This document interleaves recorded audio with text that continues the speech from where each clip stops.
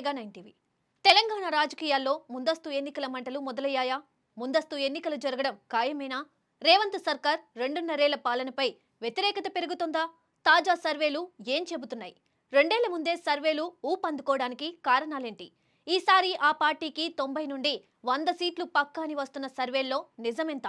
ప్రస్తుతం తెలంగాణ రాజకీయాలు ఏ దిశగా సాగుతున్నాయి? నిన్నటికి నిన్న సీఎం రేవంత్ రెడ్డి 2034 వరకు తానే ముఖ్యమంత్రిగా ఉంటానంటూ చేసిన వ్యాఖ్యల వెనుక అర్థమేంటి? ఆత్మరక్షణ కోసమే ఆ వ్యాఖ్యలు చేశారా అనే విషయాలను ఈ కథనంలో తెలుసుకుందాం.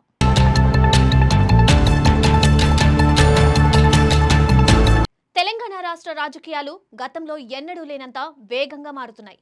గాలి కంటే వేగంగా రాజకీయ సమీకరణాలు మారిపోతున్నాయి. ఎన్నికలకు ముందు 6 గ్యారెంటీలతో అధికారంలోకి వచ్చిన కాంగ్రెస్ పార్టీ వాటిని పూర్తి స్థాయిలో అమలు చేయడంలో విఫలమైందనే అభిప్రాయం రాజకీయ వర్గాల్లో వినిపిస్తోంది. ఇదే సమయంలో కేసీఆర్ 10 ఏళ్ల పాలనతో ప్రస్తుత పాలనను పోల్చుకుంటున్న వారు కూడా పెరుగుతున్నారు. కేసీఆర్ ఉన్నప్పుడే బాగుండేదనే అభిప్రాయాలు వినిపిస్తున్నాయని అంటున్నారు. ఇది కేవలం బీఆర్ఎస్ కార్యకర్తల మాట మాత్రమే కాదని గ్రామీణ ప్రాంతాల్లోని కొందరు ప్రజల నుండి కూడా ఇలాంటి అభిప్రాయాలు వ్యక్తమవుతున్నాయని రాజకీయ వర్గాలు చెబుతున్నాయి. ప్రస్తుతం అసెంబ్లీ ఎన్నికలు జరిగితే ఫలితాలు ఊహించిన విధంగా ఉండవచ్చని కొన్ని తాజా సర్వేలు సూచిస్తున్నాయి. కాంగ్రెస్ ప్రభుత్వ 2 ఏళ్ల పాలనపై ప్రజల్లో అసంతృప్తి పెరుగుతోందని ఆ సర్వేలు చెబుతున్నాయి. దీనిని అవకాశంగా భావిస్తున్న బీఆర్ఎస్, బీజేపీ వంటి పార్టీలు అంతర్గత సర్వేలు నిర్వహిస్తున్నాయని, వాటి ఫలితాల ఆధారంగానే భవిష్యత్ వ్యూహాలు రూపొందిస్తున్నాయనే చర్చ కూడా జరుగుతుంది. తాజాగా వెలువడిన కొన్ని సర్వేల్లో బీఆర్ఎస్ కు అనుకూల ఫలితాలు కనిపిస్తున్నాయని, కాంగ్రెస్, బీజేపీలకు గట్టి ఎదురు దెబ్బ తగిలే అవకాశం ఉందని ప్రచారం జరుగుతుంది. కొన్ని అంచనాల ప్రకారం బీఆర్ఎస్ కు 95 నుండి 100 స్థానాలు వచ్చే అవకాశం ఉందని చెబుతున్నారు. దీంతో ప్రజల్లో అసంతృప్తి ఎందుకు పెరిగిందనే ప్రశ్నలు తలెత్తుతున్నాయి. 2023 ఎన్నికల ముందు కాంగ్రెస్ పార్టీ 6 గ్యారెంటీల పేరుతో పలు హామీలు ఇచ్చింది. అయితే అధికారంలోకి వచ్చిన తర్వాత ఉచిత బస్సు ప్రయాణం మినహా మిగతా హామీల అమలు పూర్తి స్థాయిలో జరగలేదనే విమర్శలు వినిపిస్తున్నాయి. దీనిపై సీఎం రేవంత్ రెడ్డి కూడా పలు సభల్లో రాష్ట్ర ఆర్థిక పరిస్థితిని ప్రస్తావిస్తూ వ్యాఖ్యలు చేశారు. దీంతో కొందరు ప్రజలు కాంగ్రెస్ కు ఓటు వేయడంపై పునరాలోచన చేస్తున్నారనే అభిప్రాయాలు వ్యక్తమవుతున్నాయి. ముఖ్యంగా నిరుద్యోగుల పరిస్థితి ఆందోళనకరంగా మారిందని విమర్శలు ఉన్నాయి. ఉద్యోగాల భర్తీ ప్రక్రియ ఆశించిన స్థాయిలో జరగడం లేదని, కొత్త నోటిఫికేషన్లపై స్పష్టత లేకపోవడంతో నిరుద్యోగుల్లో అసంతృప్తి పెరుగుతోందని అంటున్నారు. మరోవైపు ప్రభుత్వ ఉద్యోగుల పలు డిమాండ్లు ఇంకా పెండింగ్లోనే ఉన్నాయని, పదవీ విరమణ చేసిన ఉద్యోగులకు సకాలంలో అందాల్సిన ప్రయోజనాలు అందడం లేదనే ఆరోపణలు ఉన్నాయి. విద్యార్థులకు ఫీజు రీయింబర్స్మెంట్, స్కాలర్షిప్ల విషయంలో కూడా సమస్యలు కొనసాగుతున్నాయని చెబుతున్నారు.